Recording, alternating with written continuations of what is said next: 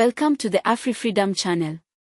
A recent post hailed as one of the most insightful contributions to the GMO debate in Nigeria has sparked renewed interest. The Director General of the National Biosafety Management Agency claimed GMOs are necessary to meet Nigeria's food demands.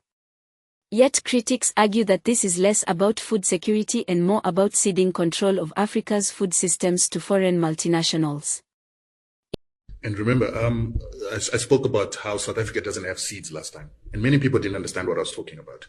The country is currently making all its staple foods on what are called genetically modified seeds. Monsanto! Yes, most of which are disabled from reproducing, most of which, even if they did reproduce, they would slowly reproduce less and less. This means that we need to... People don't understand this. A seed, when you plant it, has an ability that when it bears fruit, the fruit can give you seeds that can be replanted. Yes. You are saying there are genetically modified seeds where it'll give you fruit, maybe even with pips, but they cannot grow into anything. Some of those seeds are genetically engineered to have what is called a genetic use restriction technology, that if you try to replant it next season, it won't replant. But more importantly, when you plant it, this genetically modified plant, first time around, when it can still reproduce, it has a power to cross-pollinate.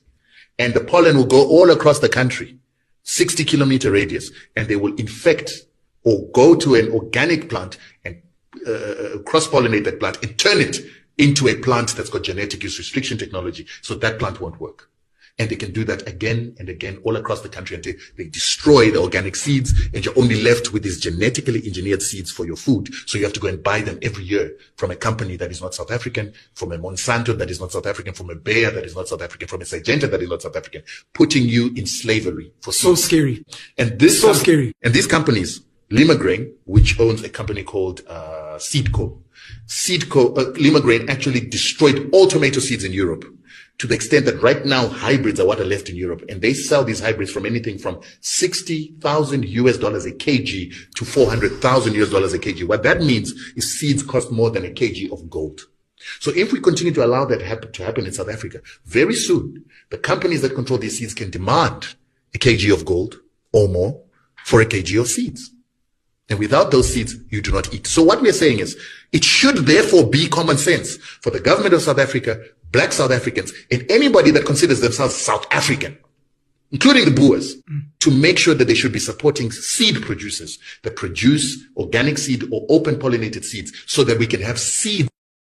If genetically modified crops are truly the answer, why have countries like Burkina Faso banned them after early adoption? What does it say when the very farmers growing GMO cotton return to indigenous seeds within a few years? Are we allowing foreign influence to define what food security means for Africa?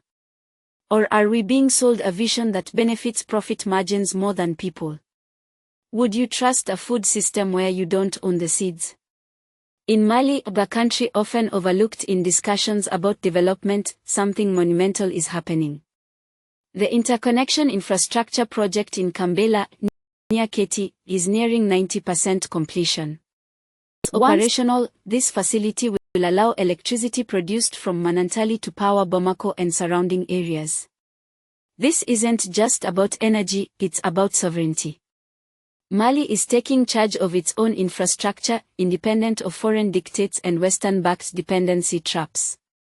In a region where blackouts are common and foreign energy projects often come with political strings attached, Mali's bold step could be a model for others.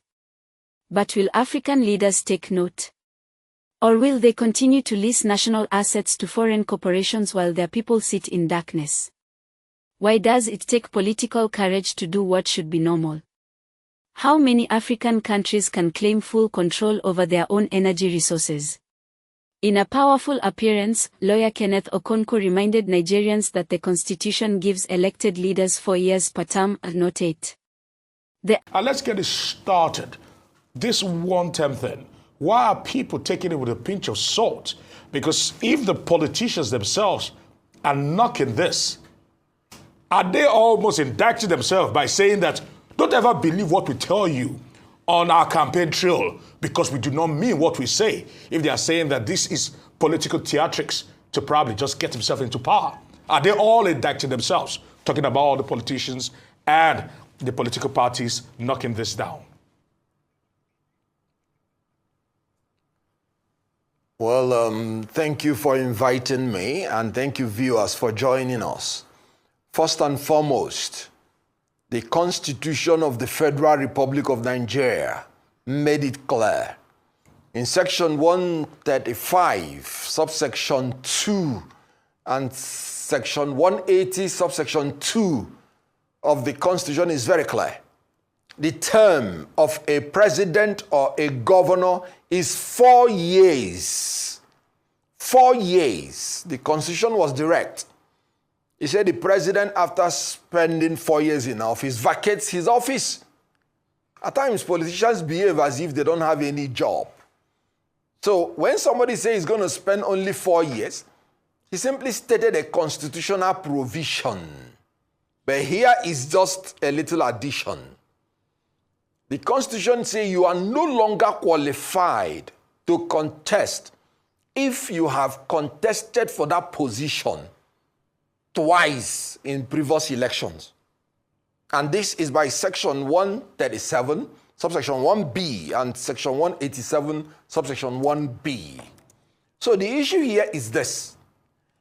If you say you want to contest one term, that is your own idea. That is your own opinion. You are entitled to it. In Nigeria and in some African countries, where elections are deemed not to be free and fair, that's where you have all this unnecessary argument. Why did I say that? Even abroad, you're not sure, even when you're an incumbent, whether if you contest, whether you will win. That is where you will know that your term of office is not 8 years, it's not 2 terms, it's 1 term.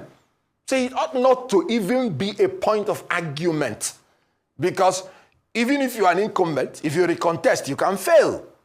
The only thing the Constitution says is that if you fail 100 times, if you have not been elected twice, you are still qualified to be governor or president.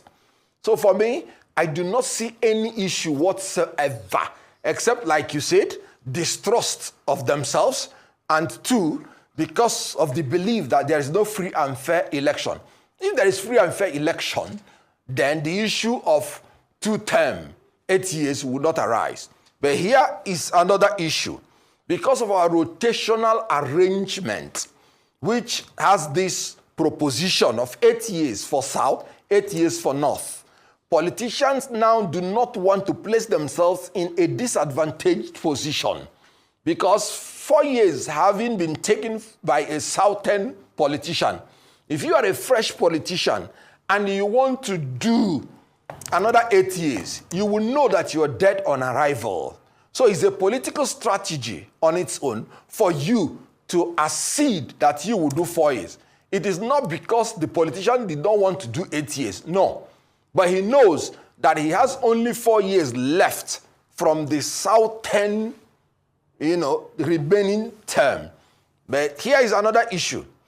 By agreeing you will do 1 year, you do 4 years, you have also agreed that if there is any other Northerner that say he will do also 4 years, then both of you are at the same level of equity, because there would be no injustice either section. So there's nothing wrong in a party, for instance, especially an opposition party that doesn't have an incumbent, saying in order that Nigerians will be free to trust them, that they are going to have a transitional government whereby whoever is going to contest would have to agree to do 1 term and do not exercise his constitutional rights to recontest. A party can do that, so that whether they present a candidate from the North or from the South, the Nigerians from either section will not feel that they have been betrayed or an injustice meted out to them. For instance, if a Northerner wins in another political party and commits to do 4 years, then what it means is that the South and the North has shared for 4 years, like they did during the Yaradua Goodluck Jonathan period, and there will be no injustice. So there is nothing, absolutely nothing, that ought to raise concerns or arguments. But like you said, a man who kills by the sword does not like people to wave sword at his back. So politicians have made themselves very untrustworthy. So they go the extra mile to prove themselves when they make any proposition. All right, Mr. Okonkwo, that's noted. A lot of people might have focused on the what in terms of what was said, but you've drawn some focus to the why this move might have been made in terms of the rotational arrangement and being a political strategy. But let's look more, examine at the why a bit closer. Do you think there are any personal reasons that might not be overt for this declaration being made by the aspiring president of Nigeria? No. It's purely a political strategy. There is nothing hidden about it because every politician would want to complete his 2 terms if he has the opportunity. But of course, if this were 2023, the same politician and presidential candidate or aspirant would not make the same promise. Like I said, as it stands today, a Southerner has taken 4 years. So it will be a political suicide for you to come and say you want to do 8 years. Nobody will vote for you, not even from South or from the North. So it is purely a political strategy, nothing else. Anybody telling you it's because he wants to be like Mandela or want to be like this, no, that's not true. But again, the person may want to tell you that just for you to believe he will do 4 years. He may want to tell you that he can still achieve his basic objectives within 4 years. Just to encourage you to know that he is serious in not trying to exercise his constitutional right to recontest election. So there is nothing beyond political strategy. Idea of a 2-term expectation, he said, is more political strategy than constitutional right. He challenged a system where incumbents speak of unfinished agendas as justification for staying in power even when their first 4 years were riddled with broken promises. This hits at the heart of democratic accountability. What happens when the people stop demanding results in the first term, waiting instead for a mythical second? Is our democracy designed for service or entitlement? What does it say when leadership becomes about staying longer instead of doing better? Are we confusing tenure with achievement? Should any leader deserve a second term if their first 4 years did not transform lives? Africa is at a crossroads. Whether it's who controls our food, how we power our homes, or who gets to lead us, the time for silence is over. These aren't just policy debates, they are questions about dignity, sovereignty, and the kind of future we want to leave for the next generation. So, what future are we building? One designed by us, for us, or one written by others? Let us know what you think in the comments. Your voice matters here. And if you found this video thought-provoking, help us reach more people by liking, sharing, and subscribing. Because the journey to true freedom always begins with the courage to question.